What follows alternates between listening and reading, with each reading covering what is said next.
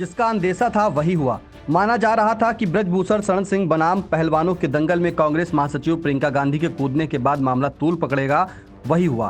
केसरगंज से भाजपा सांसद ब्रजभूषण शरण सिंह ने कांग्रेस महासचिव प्रियंका गांधी वाड्रा पर जमकर निशाना साधा। प्रियंका गांधी वाड्रा पर निशाना साधते हुए भाजपा सांसद ब्रजभूषण शरण सिंह ने कहा कि जब यहां आंदोलन की शुरुआत हुई थी तभी हमने कहा था कि इसकी जद में कांग्रेस है। कुछ किसान नेताओं का भी सपोर्ट था। भाजपा सांसद ने कहा कि पहलवानों को मिलने के बाद अब यह साफ हो गया है कि यह आंदोलन पहलवानों नहीं बल्कि इसके पीछे कांग्रेस और किसान नेताओं का हाथ है। गोंडा पहुंचे भाजपा सांसद ब्रजभूषण शरण सिंह ने प्रियंका गांधी वाड्रा पर हमला बोलते हुए क्या कहा, आइए पहले उसे सुन लेते हैं। प्रियंका वाड्रा जी गई हैं, ये उनका फैसला है, और प्रियंका वाड्रा जी को उन्होंने अपने घर पर बुलाया है, ये उनका फैसला है। आने वाले समय में वो राजनीति करते हैं या खेलना चाहते हैं, ये उनका फैसला है। इस पर मेरा कोई कमेंट नहीं कि ये आंदोलन की जो शुरुआत हुई थी इसकी जड़ में कांग्रेस थी। मैंने पहले दिन कहा था इसमें कांग्रेस थी, टुकड़े टुकड़े गैंग थी, खालिस्तानियों का इनको सपोर्ट था, कुछ किसान नेताओं का भी इनको सपोर्ट था। शुरू में चूँकि महिलाओं की बात थी इसलिए कुछ अन्य लोगों को भी लगा था कि शायद इनके साथ कुछ हुआ होगा, और अब तो ये साफ हो गया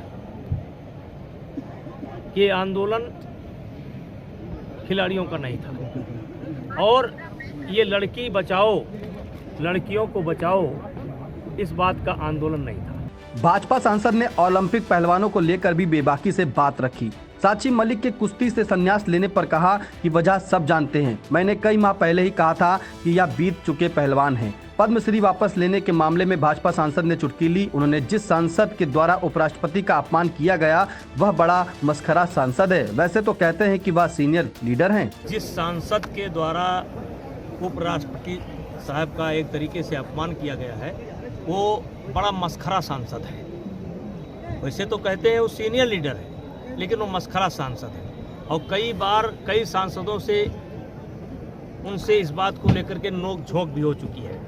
एक बार हमारी भी नोक झोंक हो चुकी है, और मैं नहीं मानता कि ये कोई टाइमिंग है, लेकिन वो घटना गलत थी, और इस घटना से मुझे कुछ कहना नहीं है। देखिए, कुश्ती संघ जो बना है उसमें कोई भी खिलाड़ी अगर अपने प्रांत में क्वालिफाई करता है और प्रथम स्थान प्राप्त करके राष्ट्रीय स्तर पर आता है तो उसको कोई भी फेडरेशन रोक नहीं सकती है। क्या ऐसी क्या वजह है जो साक्षी मलिक ने संन्यास लिया कुश्ती दंगल से? वजह आप जानते हैं। सांसद जिस तरीके से ये चाहे बजरंग कई महीने पहले मैंने कहा था ये बीत चुके पहलवान हैं, और कितना दम है इनके अंदर। अगर दम होता इनके अंदर तो बिना ट्रायल के ये एशियन गेम्स में न जाते। इस दौरान नया साल आने से पहले कहीं न कहीं कोई प्रतियोगिता आयोजित कराई जाएगी। यह संकेत भारतीय कुश्ती संघ से नवनिर्वाचित राष्ट्रीय अध्यक्ष संजय सिंह ने दिए। उन्होंने मीडिया से मुखातिब होते हुए कहा कि 31 दिसंबर से पहले कोई टूर्नामेंट नहीं कराया गया तो खिलाड़ियों का एक साल बर्बाद हो जाएगा। 3 से 4 दिनों के अंदर टूर्नामेंट की व्यवस्था कराने की बात कहते हुए नवनिर्वाचित राष्ट्रीय अध्यक्ष ने क्या कहा, आइए उसे भी सुन लेते हैं। सांसद जी ने मीटिंग लिया सारे एजीएम की पूरी, उन्होंने नई फेडरेशन को पूरा कार्यभार सौंप दिया।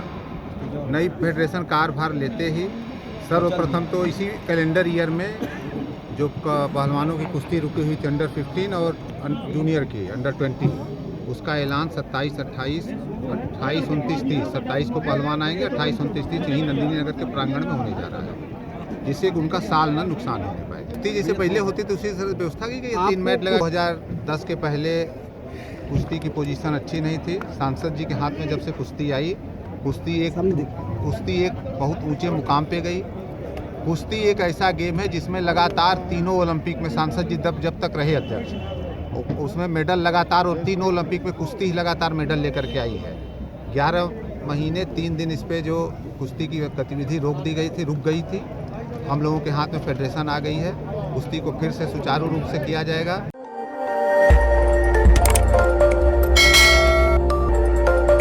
खबर आपकी, नजर हमारी। देखते रहिए आई इंडिया।